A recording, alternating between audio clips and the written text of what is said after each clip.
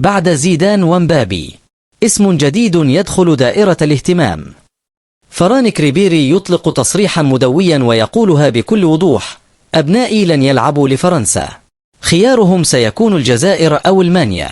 الحديث اشتعل بقوة بعد ظهور سيف الإسلام ريبيري، نجل النجم الفرنسي السابق، وهو يرتدي قميص المنتخب الجزائري، في صورة انتشرت كالنار في الهشيم على مواقع التواصل الاجتماعي، وأعادت للأذهان قصص أسماء عالمية ارتبطت بالجزائر مثل لوكا زيدان وإيثان مبابي، ما جعل الجماهير تعيش موجة حماس جديدة وأحلاما كبيرة.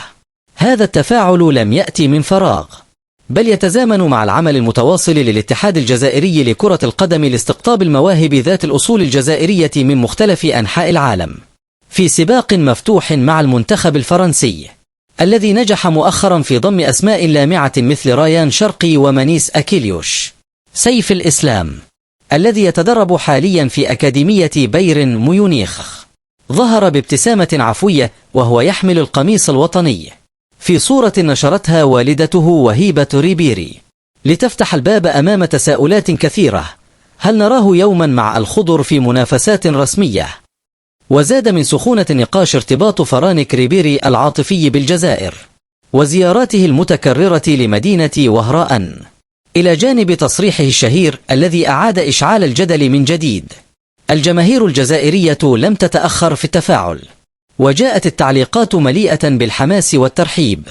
بعد ابن زيدان وشقيق مبابي جاء الدور على ابن ريبيري. مرحبا بك يا ريبيري الصغير، الخضر في انتظارك.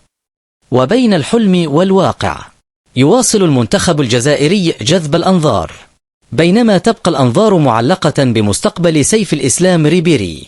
هل يكون الاسم القادم في قائمة الخضر؟